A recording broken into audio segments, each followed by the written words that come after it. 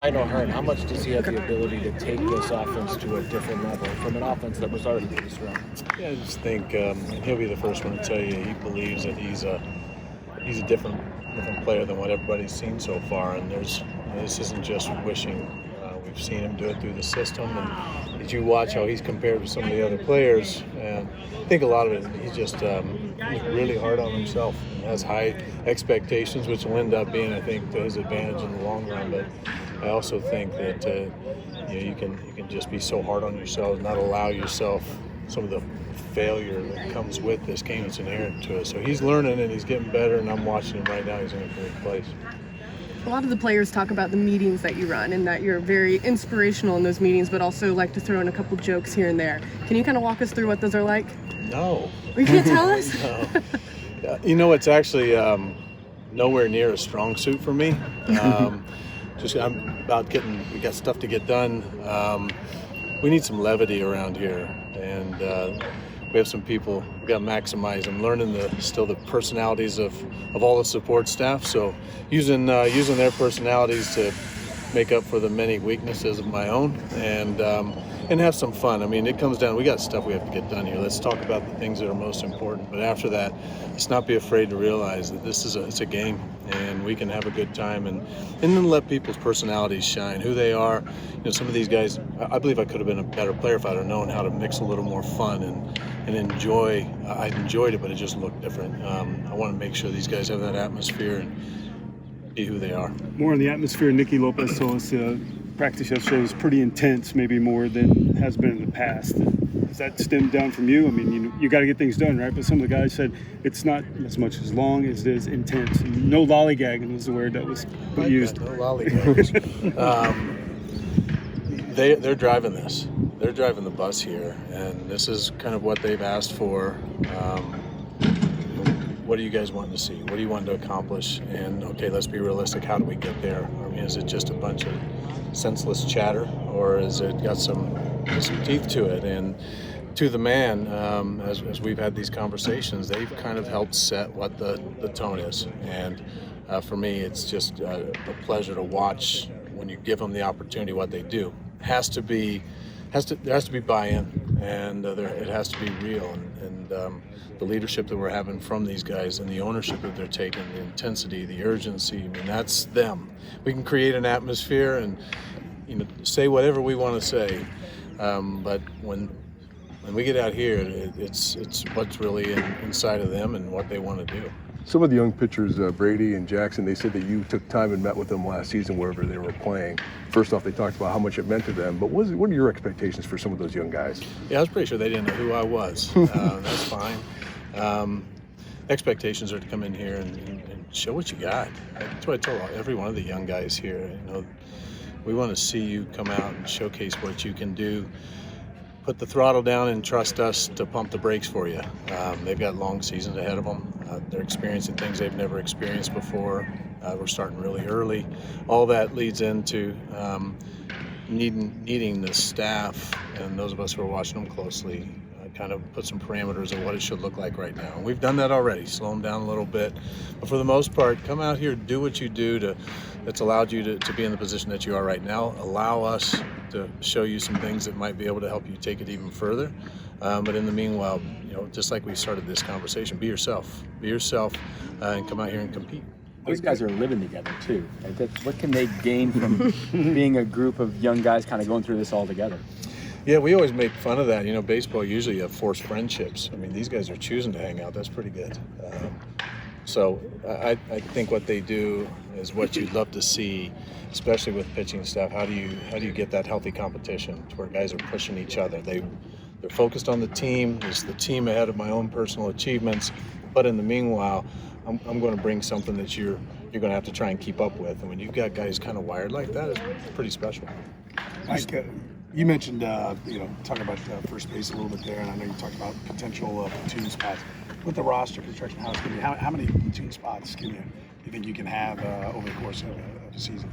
I think depending on the flexibility of your roster, but when you have guys that can play in the center field and play the middle of the infield, I mean, you kind of pretty, you can get real creative.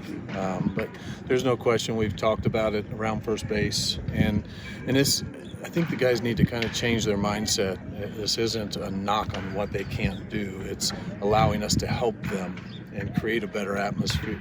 Not just a better atmosphere, but better matchups. Where's a spot where you can go in and you're set up for success? And I know every one of our left-handers believes and knows that they can hit a left-handed pitcher, but there's some things that we know that tell us that maybe our team will have a better shot if we try and maximize, and we're keeping our bench involved all the time. I think you can see that sort of thing happen in the outfield at times as well. So I think it's just having those conversations. Here's what we've got.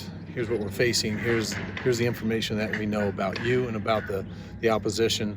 We're going to try and maximize it, and once again, trying to get the guys to trust that that's the whole vision. We're not trying to throw them into you're a platoon player for life, but right now, right here today, this gives us our best chance to win. And as a follow-up, you talked about the flexibility, kind of hitting that wit, obviously, in his ability to bounce back and forth. There are a number of teams out there that have really massaged the roster, and I guess it's a little easier with 26, but they're still limited to 13 pitchers.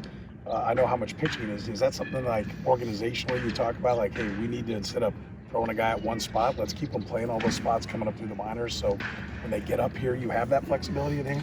I think, you want players who look to be everyday players eventually in the major leagues. You want them to keep growing as everyday players.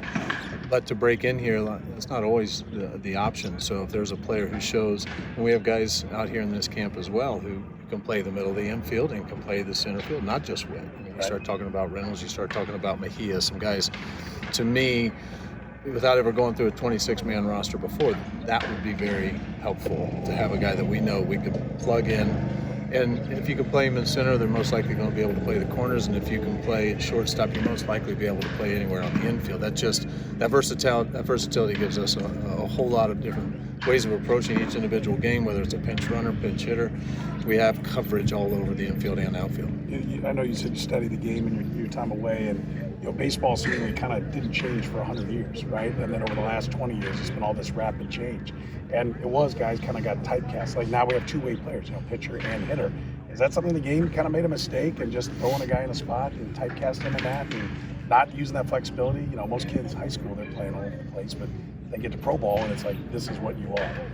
Yeah, I think you go out and you go look at the high school stats of every guy out here. They were the best hitter and best pitcher, most of them on their team. I mean, they're just pure athletes. It's getting a little more specialized now. I think it's not the game at the major league level necessarily made that mistake. Unfortunately, him and these kids in at age 6, you're a pitcher only. What was that? I mean, unfortunately, it just doesn't allow them to experience more of the game, and then they don't have some of those skills to build up. But I think it is going to change. I think, especially as we start having to name, when you see the Otanis of the world, I mean, there's only so many guys in the league that can play on both sides, but also talk about that flexibility. It allows you so many different options, but there's just not many guys right now that can do that at this level. But I think you may see more of it in the future. Talk about those high school guys that can do everything. Bubba Starling, one of those guys, trying to make a spot, and if you look and do the math, with 13 pitchers, only maybe 3 spots open for some of those guys to make it. So how does he and the other guys in his situation, how do they catch your eye?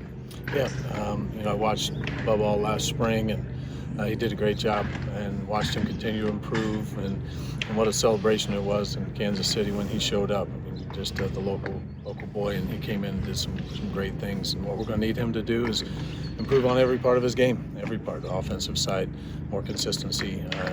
Made some amazing plays defensively last year, but we've got some talent out there. We've got some guys that can cover ground. We've got guys who can throw the ball real well. It's going to be part of the whole package, but understanding too that we've got guys who need to fill different roles. And Bubba, I just want to watch him continue to get better. He's going to get a lot of opportunity. All of our outfielders in this camp will, especially some of the young guys that aren't roster players. They get lots of at-bats. We'll get our big boys in, we'll get them out, and then go shine, go show your stuff. And Bubba's going to get times to start, as well as Phillips. You're going to see a Nick Heath out there, guys that bring that speed component as well. It's just great defense, and every one of them knows that they can hit more than what they've done. Speaking of development, you've had some guys playing in the Dominican League. Is that valuable for their growth, and what do you take away from that experience? I think it's priceless. You're seeing less of it all the time. I know for myself, the experience gave me great appreciation just for the culture, great appreciation for the players, and just an understanding of what it is that they've gone through, a little more empathy.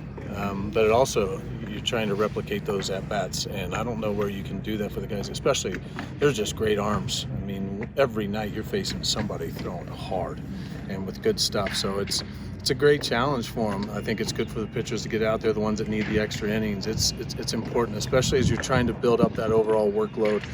You can't just simulate that in bullpens back here in the States. You got to go find a place to play, and real proud of how the guys went out. Some of them really kind of put themselves on the radar too. Hey, this is what he did when he was in the DR, when Puerto Rico's going strong, or when Venezuela's allowed to have. I mean, it says a lot about them as a player. Are there organizations that are better with the Latin culture? Is that something that was like a big deal when Dayton came back?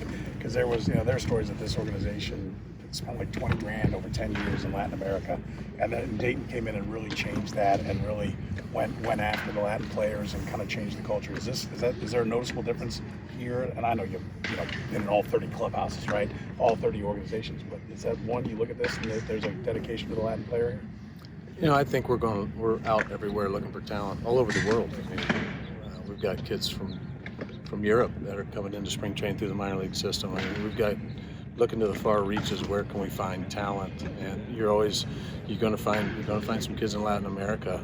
There's just a passion there. I've been taking a group of young kids, even in their early teens, down just to experience. You want to see passion for the game. You want to see pickup games in the middle of an open field. Go down to the DR. You're going to see it. You don't see that here.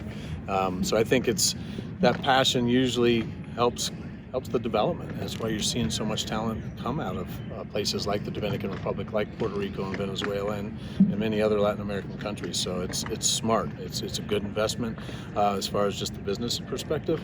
But you're seeing some players come out that are very advanced. It's because of the passion that culture has for the game.